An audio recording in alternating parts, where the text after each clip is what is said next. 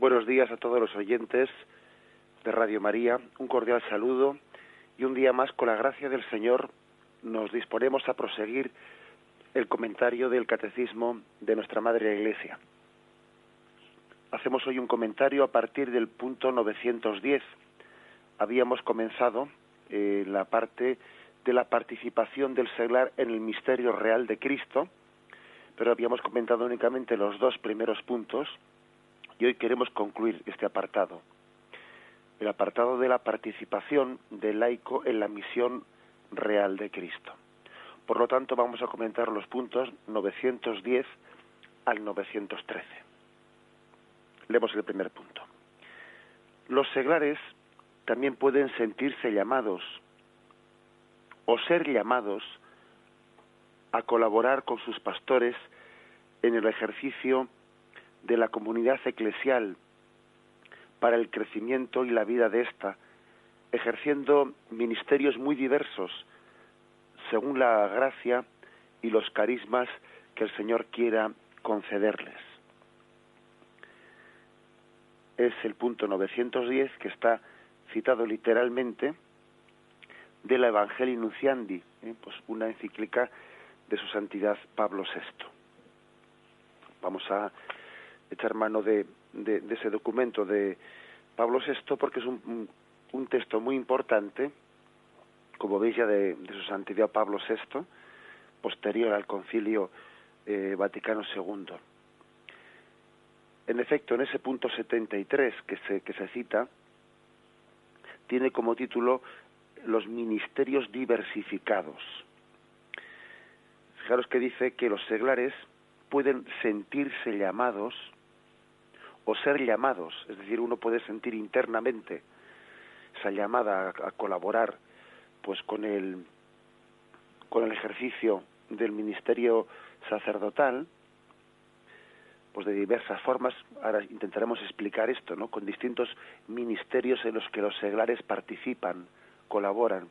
Uno puede sentirse llamado o también ser llamado, que a veces pues la forma en la que el Señor le llama a uno pues no es tanto una especie de inspiración interior cuanto sencillamente pues el propio párroco que le llama y le dice: oye, tú no has pensado que podrías colaborar pues ejerciendo este servicio dentro de la comunidad parroquial, pues este servicio por ejemplo animando los cantos litúrgicos, etcétera, otro aspecto. Uno puede sentirse llamado o ser llamado, y eso es así, porque el Señor se puede servir de emociones interiores que Él pone en nuestro corazón, o también se puede servir pues de una llamada directa a través de otra persona, que de hecho también pues de eso tenemos muchos incluso no ya en estos ministerios laicales, sino en el propio ministerio sacerdotal. También a veces el Señor da la vocación sacerdotal pues por una especie de inspiración de que alguien desea íntimamente ser sacerdote, o también a veces la propia vocación sacerdotal, a veces el Señor se sirve de algunas llamadas que alguien ejerce desde el exterior, lo que no quiere decir que después de haber tenido una llamada del exterior pues tendrá que ser confirmada, ¿no? Confirmada en la oración, en la reflexión, en la maduración interior que uno haga. Pero bien, el punto, por lo tanto, ha dicho: los seglares pueden sentirse llamados o bien ser llamados a colaborar con sus pastores en el servicio de la comunidad eclesial, ejerciendo ministerios muy diversos, según gracia y carismas que el Señor quiera concederles. Y este punto de la Evangelii Nuntiandi prosigue diciendo pues que los pastores buscan nuevas formas, ¿no?, adaptadas para poder predicar hoy en día el Evangelio de una forma más eficaz. Existe pues una apertura a la reflexión de qué tipo de ministerios eclesiales pueden encomendarse a los seglares, a los laicos, capaces de rejuvenecer y de reforzar pues el dinamismo evangelizador de la Iglesia. Esa es una reflexión pues que que abrió así con mucha fuerza el Concilio Vaticano II y que hoy en día está abierta. Se llama los ministerios laicales. Los seglares, los laicos, qué tipo de ministerios pues pueden y deben de ejercer en la Iglesia pues para difundir el Evangelio con toda su fuerza, ¿no? Es cierto que al lado de los ministerios con orden sagrado, o sea que están ligados al sacramento del orden sacerdotal, pues también la Iglesia reconoce un puesto a los ministerios sin orden sagrado, sin el orden sacerdotal. También existe, ¿no?, ministerios que no están ligados al orden sacerdotal y que prestan un servicio muy especial en la Iglesia. Si uno echa una mirada a los orígenes de la Iglesia, pues ya ve que aquello existía en la primitiva comunidad cristiana y que aquello permitió a la Iglesia consolidarse, crecer, extenderse, y que también hoy en día, hasta a la mirada al pasado, hay que añadirle la atención a las necesidades actuales de la Iglesia. Dice el Evangelio Nunciandi que beber de esas fuentes inspiradoras también tiene que ser complementado con poner los ojos en la situación actual, y desde la situación actual el Espíritu Santo nos puede inspirar nuevos ministerios laicales que se encomiendan a los seglares. También es verdad que se dice que estos ministerios laicales pues tendrán un verdadero valor pastoral cuando actúen pues en absoluta unidad, integración, en obediencia, etcétera, pues dentro de la orientación de los pastores. Bien, eso como todas las cosas en la Iglesia. Cuando uno va por libre, mal asunto. Cuando uno se desconecta, ¿no?, pues del obispo, cuando uno se desconecta de lo que es ese gozoso sometimiento pues del ministerio episcopal de regir la Iglesia, mal asunto. Pero estamos hablando en el buen sentido, ¿no? Y aquí hay un montón de ministerios que se han ido desarrollando. El ministerio de catequista, animadores de la oración y del canto, cristianos consagrados al servicio de la palabra de Dios, a la asistencia de los necesitados, dentro de Cáritas, por ejemplo, también animadores de pequeñas comunidades, responsables de movimientos apostólicos, pues responsables a veces de la pastoral prematrimonial, personas que acogen a los novios que se acercan a casarse, que incluso imparten distintas charlas o cursillos prematrimoniales. También seglares encargados de la pastoral prebautismal, pues un montón de ministerios laicales que son preciosos para la implantación, la vida y el crecimiento de la Iglesia y para su capacidad de irradiarse en torno a ella, ¿no? Dice que la Iglesia, dice este punto del Evangelii Nunciandi, que la Iglesia estima, agradece, ¿no?, particularmente pues toda esta entrega de los seglares, y también que agradece pues una forma también de colaboración misionera en la que muchos seglares pues se sienten también llamados a entregarse, a consagrar una parte de su tiempo al servicio de las misiones. Y así también pues ha surgido pues hoy en día una llamada interior a muchísimas personas en la que sencillamente se sienten llamados a colaborar en las misiones, en una parte de su tiempo, dar sus vacaciones, colaborar desde aquí con las delegaciones de misiones, para que luego también en momentos concretos de su vida pues puedan acercarse al mundo misionero. Bien, dicho todo esto, hay que decir que a esto es a lo que llamamos ministerios laicales, que es un don de Dios, pero que hoy en día todavía, por la ausencia o por la carencia de vocaciones, especialmente en Europa, pues este tema ha adquirido pues una actualidad más grande que de costumbre. Porque es verdad que ha ocurrido que por la escasez de sacerdotes en algunas comunidades parroquiales, pues ha llegado está llegando, ¿no?, a producirse una especie de suplencia de alguna forma, ¿no?, de la función sagrada o de presidencia que los sacerdotes tienen que tener de las comunidades eclesiales, pues de alguna forma intentando suplirla por algún tipo de ministerio laical. Por ejemplo, pues a falta de sacerdote para presidir la Eucaristía del domingo, pues se prepara convenientemente algún seglar pues para dirigir una liturgia de la palabra. La Iglesia, en un caso como ese, dispensa a los fieles por no tener sacerdote, lógicamente les dispensa de la obligación que tenemos todos, no, de escuchar la Santa Misa el domingo, y esa asistencia a la liturgia de la palabra presidida por un seglar, que ocurre en algunos pueblos, en muchos lugares de misiones, incluso aquí en Europa también, en algunos pequeños pueblos donde no hay sacerdote, la Iglesia dispensa o hace que la asistencia a esa liturgia de la palabra supla la asistencia a la Santa Eucaristía. Bien, situaciones como esas son relativamente frecuentes en algunas partes, en las misiones son muy frecuentes, y en Europa, especialmente en los pueblos pequeños, comienzan a ser más frecuentes. Bien, y aquí entra una reflexión, la reflexión de decir, vamos a ver, ¿hasta qué punto esto es positivo? Y ha habido algunas lecturas, pues vamos a decir, llamarlas abiertamente incorrectas.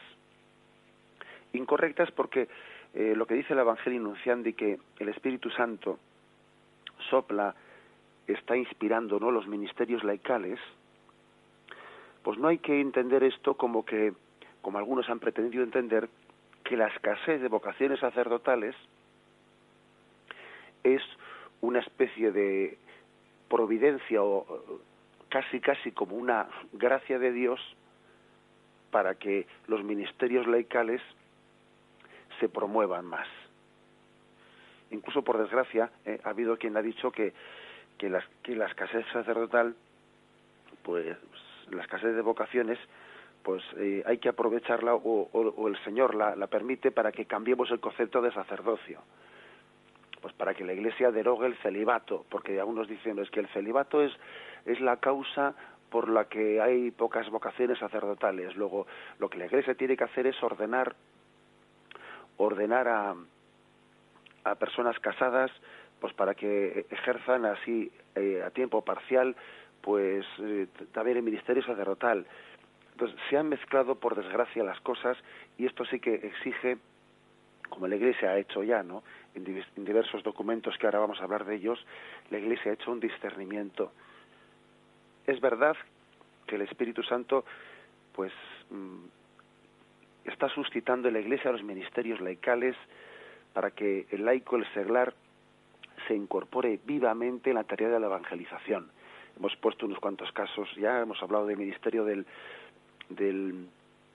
lector, del animador litúrgico, aquel que prepara las moniciones, que hace que la liturgia sea más participativa, el ministerio de los cantos.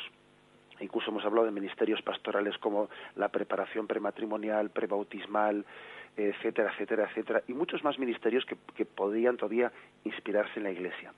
Pero es un error muy grande confundirlo pues con una especie de suplencia del sacerdocio, del ministerio sacerdotal ordenado. Es un error muy grande, ante el que la Iglesia también se ha visto con necesidad de salir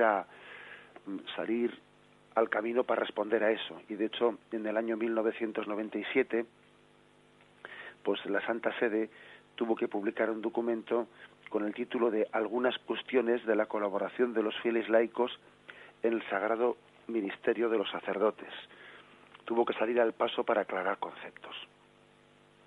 Por ejemplo, es incorrecto que cuando, por desgracia, falte un sacerdote para presidir la asamblea dominical, es incorrecto que se utilicen términos como que se nos ha presidido una misa, ¿no?, o una religiosa ha presidido una misa para nosotros o que se utilicen términos de ese índole. Es incorrecto. Eso no será nunca una misa. Es una liturgia de la palabra al término de la cual se distribuye la comunión. Si es que el sacerdote en otro momento pudo dejar reservado el sagrario, la comunión, para poder ser distribuida. No conviene, no es que no convenga, es incorrecto llamarle a eso celebración de la misa o de la Eucaristía, porque confunde las cosas, las confunde. Incluso es propio del buen espíritu que allí donde tiene lugar ese tipo de celebraciones se pida insistentemente al Señor, ¿no?, el don de las vocaciones sacerdotales, porque se suspire, ¿no?, se desee que esta celebración sea presidida por un sacerdote.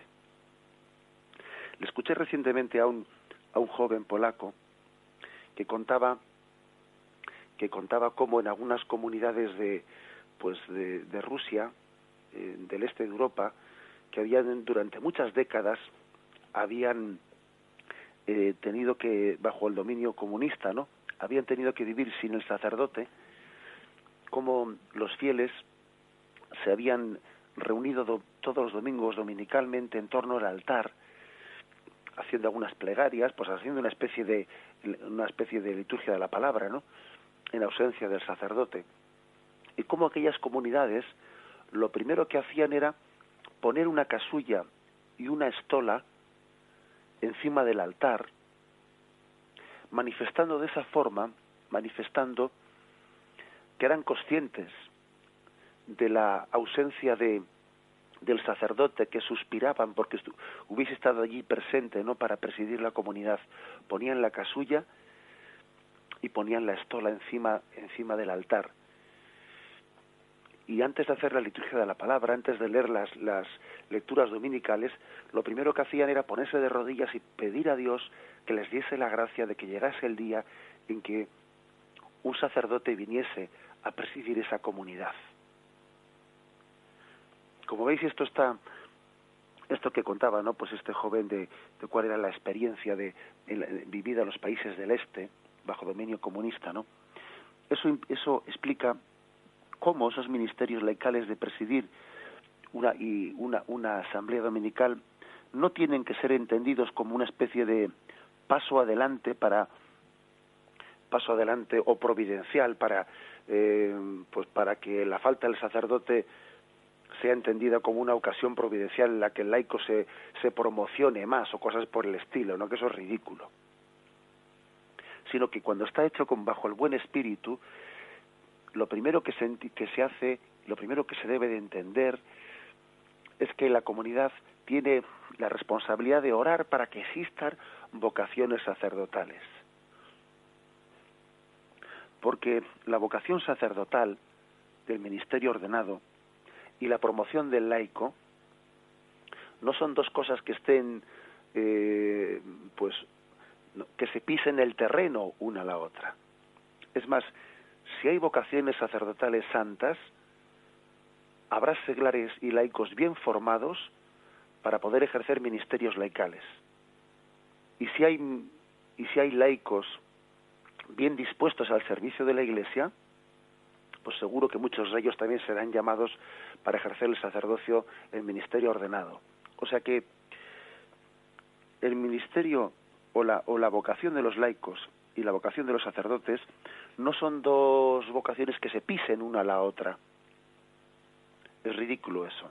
Aquí no se pisan las vocaciones porque son dos tipos de vocaciones pues complementarias al servicio unas de la otra. Los laicos están también al servicio de la Iglesia jerárquica, y la Iglesia jerárquica está al servicio de esos laicos.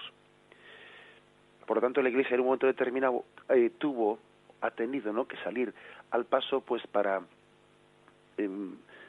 frente a algunas interpretaciones que venían como a decir que esta promoción de los ministerios laicales pues hay que hacerla pues para cambiar el concepto de sacerdocio, o que la escasez de sacerdotes es una ocasión que hay que aprovechar pues para que los laicos tengan una especie de presencia en la Iglesia que le obligue a esta, ¿no?, pues a cambiar el concepto pues tradicional del sacerdocio. Bien, vamos a hacer un momento de reflexión y enseguida profundizaremos un poco más en esto.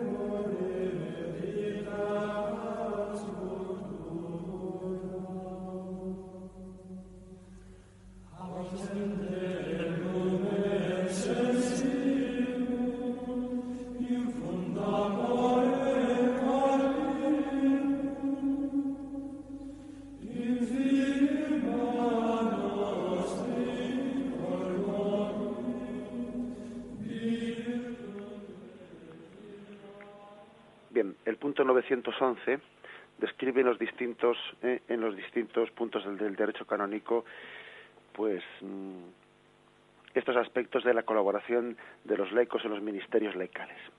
Dice el punto 911. En la Iglesia, los fieles laicos pueden cooperar a tenor del derecho en el ejercicio de la potestad de gobierno. Y aquí se cita el punto 129 del Código de Derecho Canónico, que dice: de la potestad de régimen que existe en la Iglesia por institución divina y que se llama también potestad de jurisdicción, son sujetos hábiles, conforme a las normas de las prescripciones del derecho, los que han sido sellados por el orden sagrado. Es decir, que en primer lugar, pues esa potestad de regir la Iglesia pertenece a los que han sido llamados por el orden sagrado de las órdenes sacerdotales. Por tanto, el regir la Iglesia forma parte de una de las tres tareas que Cristo ha encomendado a los sacerdotes, y especialmente a los obispos y a los sucesores de los apóstoles, que es ser sacerdote, profeta y rey.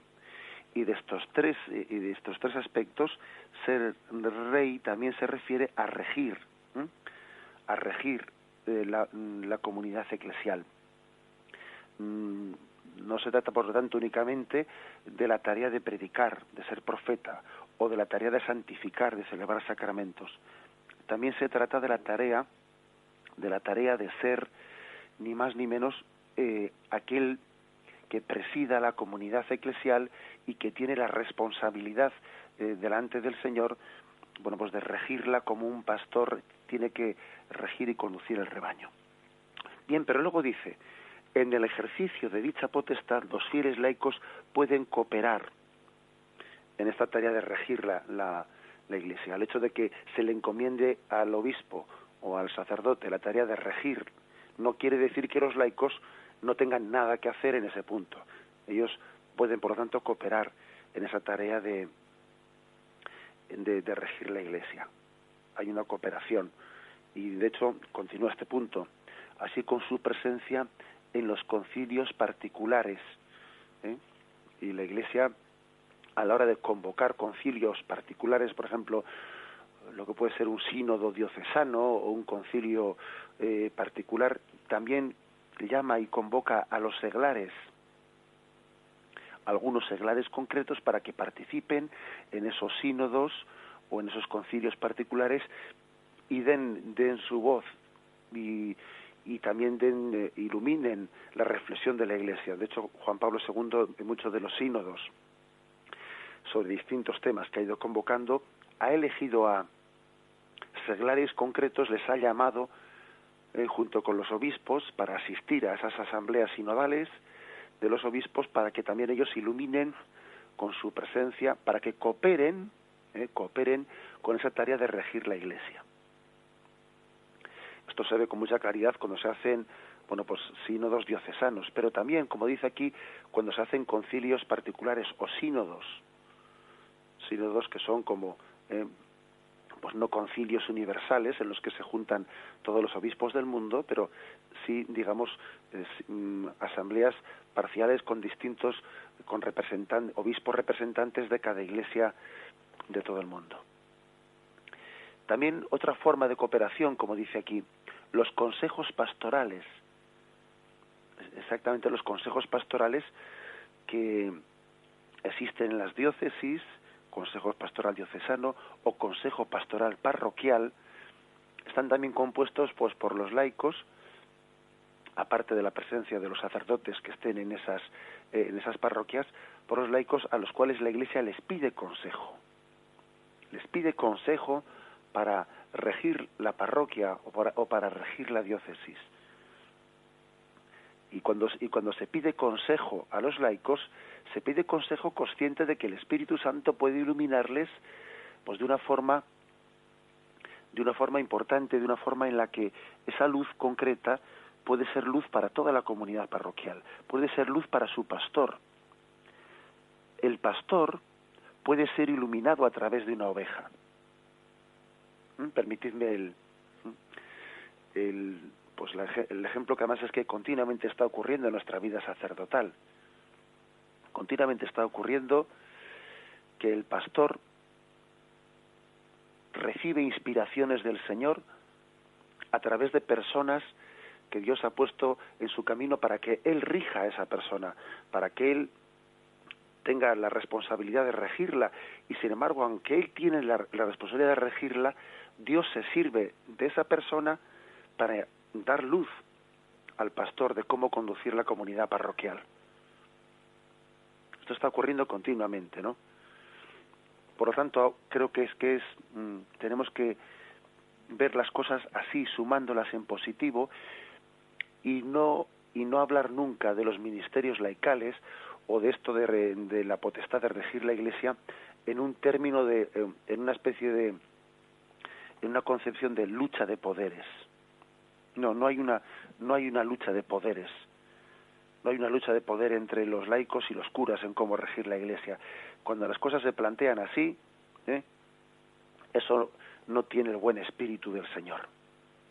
Pero el caso, lo que sí que es cierto es que el Señor muchas veces se ha servido y se sigue sirviendo, pues para dar luz a los pastores, lo hace a través también de personas a las que les ha sido encomendadas, ¿no? Los pastores son iluminados por las ovejas, pues con mucha frecuencia ocurre eso. Un punto más, fijaros, dice aquí. También pues los laicos pueden cooperar, ¿no?, en el ejercicio de esa potestad de gobierno en la Iglesia. Dice, en el ejercicio insolidum de la tarea pastoral de una parroquia. ¿Qué significa eso del ejercicio insolidum? Que ahí mete un término latino, ¿no? Y cita el canon 517.2. Dice, si por escasez de sacerdotes el obispo diocesano considera que ha de encomendarse una participación en el ejercicio de la cura pastoral de la parroquia a un diácono o a otra persona que no tiene el carácter sacerdotal, o a una comunidad, designará a un sacerdote que, dotado de potestades propias del párroco, dirige la actividad pastoral.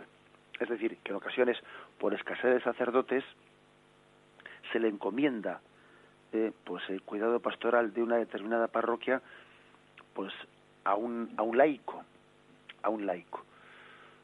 Entonces, ¿qué ocurre? Bueno, pues aunque ahí no haya un sacerdote, el cargo de párroco se le da a un sacerdote.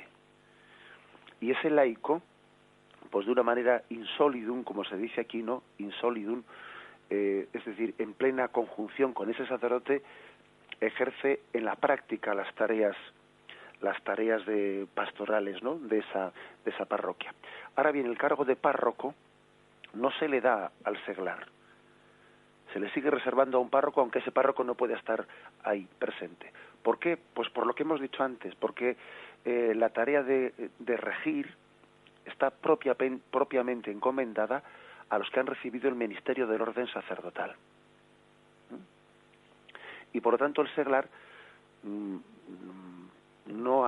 que no ha recibido esas órdenes sagradas no puede ser párroco. Bien, pero aunque no pueda ser párroco, puede ejercer insolidum, o sea, en plena conjunción con ese sacerdote, puede ejercer pues las tareas concretas pastorales, y para eso tendrá las reuniones que necesite tener con ese sacerdote, que igual vive en otro lugar, el que ha sido encomendado como párroco de ese sitio. Más puntos todavía. La colaboración en los consejos de los asuntos económicos. Hoy en día, con mucha frecuencia, los asuntos económicos, ¿no? La Iglesia los encomienda directamente a los seglares, lo cual además creo que es muy sano, muy pedagógico dentro de la Iglesia, pues que a los sacerdotes se nos pueda dispensar de tener que ocuparnos de los temas económicos. Creo que esto ayuda mucho incluso, ¿no?, a la purificación de la imagen sacerdotal ante el pueblo de Dios. Porque el hecho de que sea el sacerdote el que tenga que ocuparse directamente y hablar de temas económicos, y igual pues cuando ha estado predicando en la iglesia de temas sagrados y de temas espirituales, a continuación tener que ser el propio sacerdote el que hable de dineros y de cuentas y de tal, pues la verdad pues no es muy pedagógico, no ayuda mucho. A veces eso hace que se perpetúen ciertas caricaturas que se han hecho del sacerdote, ¿no? Es de una gran ayuda pedagógica que sea un grupo de seglares, de laicos, los que se encarguen de los temas económicos en la Iglesia. Es de una gran limpieza para la comprensión de lo que es el sacerdocio, ¿no?, delante del pueblo de Dios. Para que no estemos siempre ligados, ¿no?, a esa imagen de el sacerdote como si estuviese él defendiendo unos intereses económicos, que es ridículo pensar tal cosa. La participación en los tribunales eclesiásticos, dice también el canon 1421, el punto segundo. Pues sí, en los tribunales eclesiásticos participan también seglares que tienen, pues una capacitación bien como abogados o bien como peritos en el pues para poder juzgar sobre la licitud o la validez de los matrimonios, para declarar nulidades o cosas por el estilo. Dice este punto: la conferencia episcopal puede permitir que también los laicos sean nombrados jueces, uno de los cuales, en caso de necesidad, puede integrar el tribunal colegiado. Bien, es otra forma también de participación dentro de los tribunales eclesiásticos. También se permite, ¿no?, que los laicos estén integrados en esos tribunales eclesiásticos. Veis pues como aquí hay toda una gama de en el punto 911 se recogen los puntos del derecho canónico de la participación de los laicos en la misión real de Cristo. Lo reflexionamos y continuamos enseguida.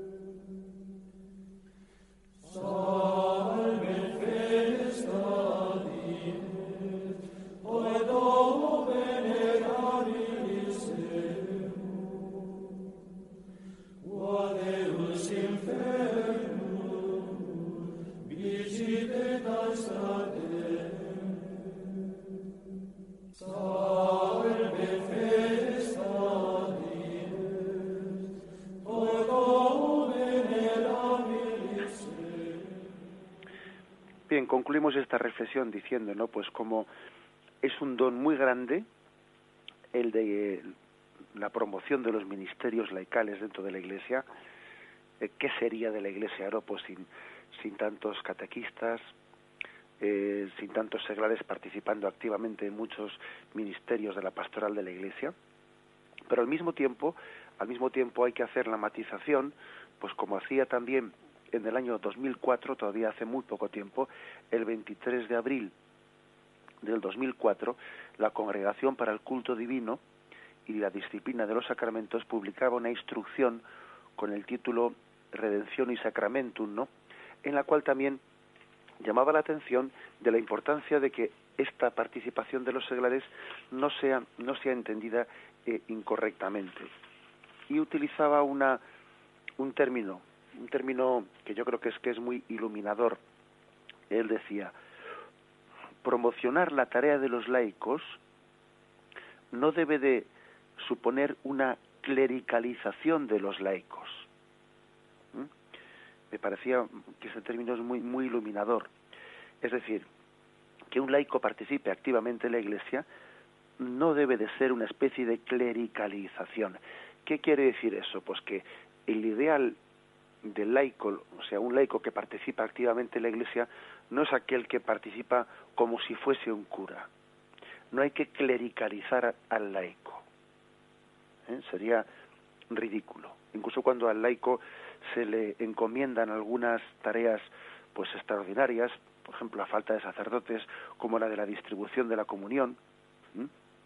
Bueno, pues a falta de sacerdotes la Iglesia permite que algunos laicos distribuyan la comunión, pero no sería de recibo pues que habiendo sacerdotes esté ejerciendo esa función. Yo recuerdo haber visto, por ejemplo, algún funeral de un sacerdote en el que estábamos pues más de 50 sacerdotes concelebrando. Estábamos en la misa más de 50 sacerdotes concelebrando y llega el momento de distribuir la Sagrada Comunión y salen 3 seglares y se ponen a repartir ellos la comunión, cuando estábamos allí 50 sacerdotes concelebrando. Y dice uno, bueno, esto no tiene sentido ninguno, no tiene sentido ninguno. Esas personas en ese momento pues no están actuando como ministros extraordinarios de la comunión, porque ¿qué necesidad tenían de repartir la comunión cuando había 50 sacerdotes concelebrando? Eso parece que es una especie de clericalización del laico. Clericalización que no hay que... Es no entender que cada uno tiene su propio carisma, y es un error el que para promocionarle a uno se tenga que confundir su carisma con el carisma del otro. No es bueno clericalizar al laico, ni tampoco es bueno secularizar al sacerdote, que a veces el sacerdote pues también puede cometer el error de que para estar más cerca de los suyos tiende a secularizarse, es decir, a perder su propia identidad sacerdotal, a parecer como si fuese un seglar más que un sacerdote. No debe de perder la propia identidad para ejercer de pastor. Ni es bueno que el sacerdote se secularice en sus formas, ni es bueno que el seglar se clericalice en sus formas. Cada uno tiene que colaborar con la Iglesia en su propio carisma, en su propio ser, en su propia función. Bien, y dicho esto, continuamos con el punto 912. Aunque sea brevemente, vamos a concluir estos 2 puntos. Dice, los fieles han de aprender a distinguir cuidadosamente entre los derechos y deberes que tienen como miembros de la Iglesia y los que les corresponden como miembros de la sociedad humana. Deben esforzarse en integrarlos en buena armonía, recordando que en cualquier cuestión temporal han de guiarse por la conciencia cristiana. En efecto, ninguna actividad humana, ni siquiera en los asuntos temporales, puede sustraerse a la soberanía de Dios. Es un punto en el que viene a decir como que hay dos, tanto en el campo, ¿no? Pues en el campo de la sociedad humana, como el campo, pues de la sociedad, pues eclesial, cada fiel tiene sus derechos y tiene sus deberes, ¿no? Y hay que distinguir entre las dos cosas, ¿no? Como miembro de la Iglesia, un seglar tiene sus derechos y sus deberes. Como miembro de la sociedad humana y civil, tiene sus derechos y sus deberes. ¿Pueden entrar en colisión ambas cosas? Me refiero a los derechos y deberes que tiene uno como miembro, como hijo de la Iglesia, o los derechos y deberes que tiene como ciudadano, pues de esta sociedad. Hombre, el ideal sería que no entrasen nunca en colisión, ¿no? Sino que uno pudiese ser un buen ciudadano al mismo tiempo sin que eso le suponga ningún problema de ser un buen hijo de la Iglesia. Aunque también en los tiempos en los que estamos viviendo, pues no pocas veces se entra en esa especie de colisión. No pocas veces ocurre que uno tiene que hacer una especie de opciones interiores en las que tiene que decir hay que obedecer a Dios antes que a los hombres, por el hecho de que existen cada vez más leyes abiertamente inmorales y contrarias a la ley natural, etcétera, por el hecho de que a veces ni siquiera se reconoce el derecho de objeción de conciencia. Pues dentro de esas leyes inmorales muchas veces se entra en un conflicto, y dentro de ese conflicto a veces el Señor nos puede pedir pues testimonios heroicos en los que incluso pues el propio trabajo, la seguridad en el trabajo, la propia fama y otras muchas cosas más, ¿no? Pues pueden entrar en peligro. Hay momentos en los que puede haber un conflicto entre la pertenencia fiel a la Iglesia y la pertenencia también a la sociedad en la que estamos integrados, ¿no?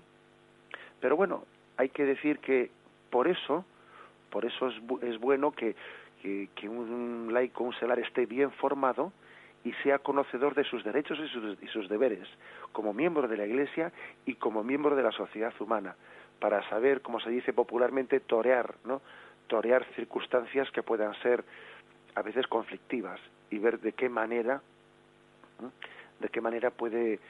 debe de abrirse camino en medio de esos posibles conflictos, ¿no? que se pueden producir a veces entre la fidelidad a nuestros principios cristianos y las exigencias que se derivan de esta sociedad. Y por último dice el punto 913. Así, todo laico, por el simple hecho de haber recibido sus dones, es a la vez testigo e instrumento vivo de la misión de la Iglesia misma, según la medida del don de Cristo. Según la medida del don de Cristo.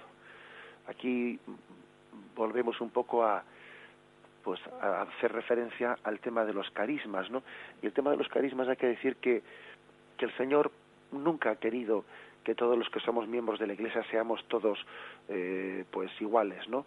En el sentido, sí, iguales en dignidad, por supuesto, pero no a todos les da los mismos carismas, y cada uno tiene pues un lugar especial dentro de ese cuerpo místico de la Iglesia. El Señor no ha dado los mismos dones a todo el mundo, y hay quien tiene pues un carisma muy especial en el trato de los enfermos, quien tiene un carisma muy especial en el trato de los niños, quien tiene un carisma muy especial pues en la resolución de problemas concretos, incluso de tipo jurídico, de tipo económico, o sea, cada uno según el don de Cristo. Lo importante es no enterrar los talentos. Repito que esto es lo importante. Lo importante es no enterrar los talentos, que esos talentos que el Señor nos dio no los enterremos. A veces uno de igual tendrá el gran talento de la oración. Bueno, pues adelante con él, porque ¿qué sería de la Iglesia si las almas orantes? No entierres ese talento de la oración. Ora por tu Iglesia, ofrece tu sacrificio por la Iglesia. Otros tienen otros talentos importantes, ¿no? Quizás haciendo esta reflexión muchos laicos, muchos seglares, se presentarán ante sus pastores y les dirán: no sé, aquí me encuentro yo, creo que el Señor me ha dado determinados dones, ¿no? Determinados talentos, y vengo a presentarlos al servicio de la Iglesia y al servicio de la comunidad también, bueno, pues civil. Esos talentos deben de ser no enterrados, sino puestos al servicio de la Iglesia y de la comunidad civil en la que el Señor quiere que vivamos. Terminamos así este apartado. El próximo día, a partir del punto 914, abriremos el apartado referente a la vida consagrada, puesto que ya hemos terminado la parte de los laicos. Os invitamos ahora a participar formulando vuestras preguntas. Podéis llamar al teléfono 917 107 700, 917 107 700.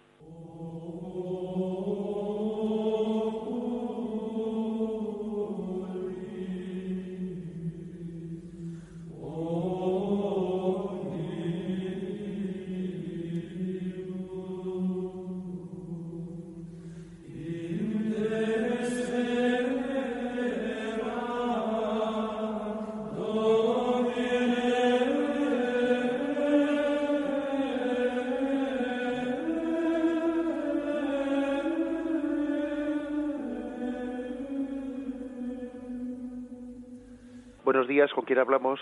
Bueno, adelante. Sí. Nada más, que me ha gustado mucho la charla de hoy, sí. Porque, vamos a ver si me puedo explicar. Yo pertenezco a un movimiento de la Iglesia que a mí me gusta muchísimo porque efectivamente se puede, he entendido yo muy bien, tener un carisma que no, a lo mejor no lo tiene un obispo o un seglar o un sacerdote. Entonces esto, incluso es una mujer, es Chiara Lubi, pero que siempre ha estado en conformidad con la Iglesia. Tiene el carisma de la unidad y a mí me encanta, por ejemplo, cuando veo los vídeos de ella, que les habla a los sacerdotes, que incluso hasta en el sínodo, con el Papa anterior, y es que te aclara mucho, porque no se sale de su sitio, pero tiene un carisma especial y es una mujer pues que como la pasada Teresa de Calcuta, en otro sentido, ¿no? Que cada uno tiene sus carismas. Y nada, me ha dado muchísimo gusto porque lo he entendido muy bien todo. Y con tanto follón como hay en este sentido, porque hay muchos follones por ahí que se salen de su sitio, y digo, voy a comentarlo. Aunque no me gusta mucho decir a dónde pertenezco, pero no importa. También sí, no, me es da riqueza, es un ejemplo concreto muy hermoso. Es muy hermoso, sí, porque a mí me ha centrado mucho porque he visto otras cosas que se desviaban. Y además ha sido el que me ha gustado a mí, porque... tengo muchísima gente alrededor tortero de otros sitios, ¿no? Pero hermanas monjas, otros del Opus Dei, otros de tal, pero que me ha venido a mí bien particularmente, no porque sea mejor, sino porque Dios me lo tenía preparado para un momento de mi vida ya mayor, de 40 años, no de jovencita, soy casada con muchísimos hijos y entonces estoy muy centrada en él. Y muchísimas gracias, Padre, por todo lo que nos ha explicado. De acuerdo, bien, pues la oyente ha puesto un ejemplo concreto de esto que ya hemos explicado, pues de entender la participación activa de los laicos en la Iglesia no como una especie de confrontación con el ministerio sacerdotal. Y ahí tenemos pues el caso de Chiara Lubi, que la oyente ha puesto como ejemplo, que es la fundadora de uno de los movimientos más florecientes en la Iglesia Católica, del movimiento de los focolares, a la cual a esta mujer los papas han recurrido pues con mucha frecuencia, pues para que participe en los sínodos de la Iglesia, para que participe en los concilios, para que haga oír su voz, para escucharla, para el gobierno de la Iglesia, porque entienden que también el Espíritu Santo le ilumina a esa mujer de una manera muy especial, y los pastores, aunque el ministerio de regir la Iglesia, pues lo tengan los pastores, ¿no? Sin embargo, eso no quiere decir que no puedan ser inspirados a través de personas, de seglares laicos concretos, pues que son una ayuda muy grande y un instrumento del Espíritu para iluminar a los pastores. Adelante, damos paso al siguiente oyente. Buenos días. Sí, buenos días. Sí, soy María Julia de Madrid. Buenos días. Mire, yo quería matizar una cosita porque, vamos a ver, se ha dicho que hay personas seculares, no religiosos, sí, que pueden actuar como sacerdotes en determinados puntos, faltando el sacerdote. Eso es cierto, es decir, yo conozco a una persona, concretamente, no sé si es religiosa o de una orden secular, pero que está en un lugar de Perú y a falta de sacerdote en unos poblados, pues ella bautiza, casa, celebra la palabra, distribuye la comunión.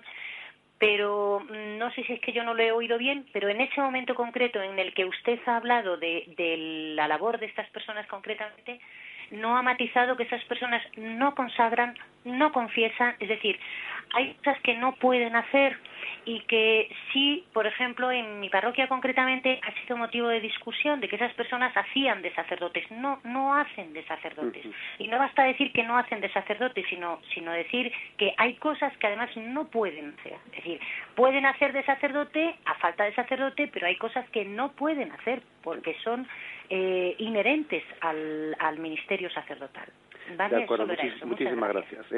Bien, pues la verdad es que yo pensaba que ese tema lo había dejado suficientemente claro, pero vamos, todavía le doy una vuelta más de rosca por si acaso no había quedado claro. Yo es que incluso no aceptaría esa palabra de que hacen de sacerdotes, porque de sacerdote no se hace, o sea, sería ser sacerdote o no ser sacerdote, ¿no? Una cosa es que esa persona pues que está en Perú, pues en esa situación, a falta de sacerdotes, ejerza determinados ministerios de una manera extraordinaria, como puede ser por distribuir la comunión, o bautizar, o presidir un matrimonio, pero evidentemente no está ejerciendo un de sacerdote, porque es que sencillamente no lo es. Por eso yo he insistido antes que no se debe de clericalizar al laico, porque el laico no debe de ser un clérigo, no debe ser un sacerdote, es lo que es, aunque en ocasiones concretas pues se le encomienden tareas que en sí son propiamente son ordinariamente encomendadas a los sacerdotes. Y por supuesto pues que quien preside la palabra el domingo, él no puede consagrar, podrá distribuir la comunión pues que el sacerdote cuando pasó por allí consagró, ni tampoco lógicamente podrá dar el perdón de los pecados, ¿no? O sea que por lo tanto creo que hemos insistido mucho en que no se deben de confundir los dos campos, aunque el Señor en ocasiones pues solo encomiende a un seglar de una manera extraordinaria alguna tarea de este estilo. Bien, damos paso a la última llamada. Buenos días. Buenos días. Buenos días. Mire, he estado oyendo lo que usted estaba diciendo, esto yo lo tenía muy claro. Lo único que quería preguntarle es ¿qué diferencia hay, si es que la hay, entre laico y seglar? Sí. De acuerdo, le respondo. Pues la verdad es que ninguna. Sencillamente nosotros creo que cuando comenzamos un poco el capítulo del comentario de los laicos, ya dijimos que utilizábamos de una palabra sinónima, laico seglar. Sencillamente lo hablamos a un mismo nivel. Pueden tener etimológicamente, la raíz de la palabra puede ser distinta, pero no nos importa tanto la etimología. Aquí lo que nos importa más bien es el sentido en el que lo utiliza la Iglesia, y nosotros hablamos de laico, de seglar, como todo bautizado que no ha sido llamado a las órdenes sagradas o no ha sido llamado a unos compromisos de consagración a través de unos votos o a través de unas promesas, ¿no? Laico seglar es aquel bautizado que ni ha sido llamado al orden sacerdotal, ni tampoco ha sido llamado a una especial consagración a través de unos votos o de unas promesas especiales de consagración al Señor. Bien, tenemos ya el tiempo cumplido. Damos gracias al Señor por haber podido tener este comentario del Catecismo de nuestra Madre la Iglesia. Me despido con la bendición del Señor. La bendición de Dios Todopoderoso, Padre, Hijo y Espíritu Santo, descienda sobre vosotros. Alabado sea Jesucristo.